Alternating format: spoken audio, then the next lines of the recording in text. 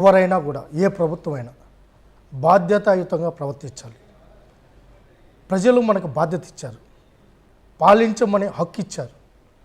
హక్కుగా కాకుండా గౌరవంగా బాధ్యతగా ఫీల్ అయ్యే ప్రవర్తించుంటే ఈ సమస్య వచ్చేది కాదు.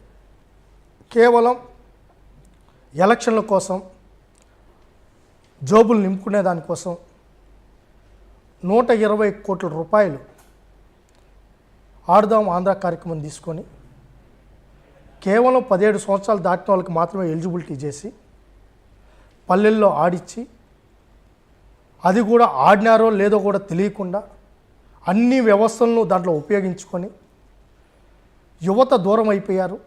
మళ్ళీ యువతను దగ్గర చేర్చుకోవాలని చెప్పి ఆ ప్రయత్నం జరిగింది.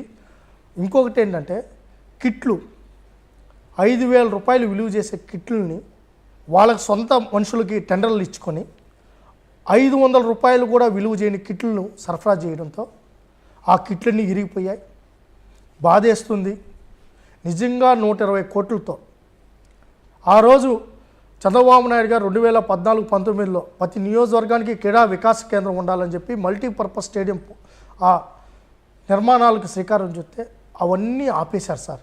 80%, 90%, 98% కూడా పూర్తయినటివి 5 లక్షలు 10 లక్షలు వెచ్చించుంటే అవన్నీ క్రీడాకారులకు ఉపయోగం ఉండేది. అక్కడే ట్రైన్ అయ్యింటారు, మెడలిస్టులుగా మారేది.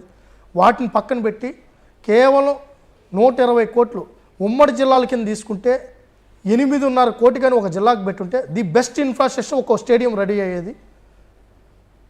అవన్నీ ఆ రోజు ఆ విధంగా నిర్వహించకుండా కేవలం జోపులు నింపుకునే దానికోసం తిండి పెట్టకపోయినా తిండి పెట్టినారని, వసతులు కల్పించకపోయినా కల్పించినట్టు, ఎక్కడెక్కడి నుంచో దేశ విదేశాల నుంచి ఎవరైతే ప్రమోటర్లు తీసుకుని వచ్చినట్టు, 1 కాదు 2 కాదు, ఎంత చేయాలో అంత చేశారు.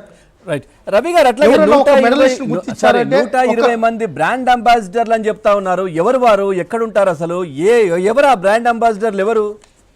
ఈరోజు ఆదిరెడ్డి వాసు గారు కూడా ప్రశ్నించారు అసెంబ్లీలో. మాకు కూడా అర్థం కాల. నాకు ఆయన మరి బ్రాండ్ అంబాసిడర్లు ఫోటో ఎక్కడ దీంట్లో కనపడలా. మేము కూడా అడుగుతున్నాం, మేము అడిగాము. అదే మా బాధ కూడా. 120 మంది బ్రాండ్ అంబాసిడర్లు ఫోటో ఒకసారైనా మేము చూద్దామని ఆ రోజు ప్రతిపక్షంలో ఉన్నప్పుడు మేము కూడా ఎక్కడైనా తెప్పిద్దామని చూస్తే ఎక్కడలా. ఈయన ఆ బ్రాండ్ అంబాసిడర్. ఓకే, వాళ్ళు ఆడుదాం అందాక బ్రాండ్ అంబాసిడర్ ఈయన. మొత్తం ఈయన ఫోటోలు తప్ప ఎక్కడ వేరే ఫోటోలు నేను ఎక్కడ చూడలా. తర్వాత ఆమె మంత్రి ఆ రోజు పనిచేసిన రోజా ఎంత పడితే ఎలా పడితే అలా మాట్లాడేది, ఎలా పడితే అలా బిహేవ్ చేసేది. అసలు ఆడుదాం ఆంధ్ర అనేది క్రీడలకి రాజకీయాలకి ఏం సంబంధం అండి? అవును, చంద్రబాబు నాయుడు గారు దొంగ. వీళ్ళు ఆ రోజు వీళ్ళు ప్రవర్తించిన తీరులు కానీ చూస్తే, ఇందాక విన్నారా, నేను ప్లే చేశాను ప్రతి క్రీడాకారులో సార్, ఇందాక మొబైల్లో క్రీడాకారుడు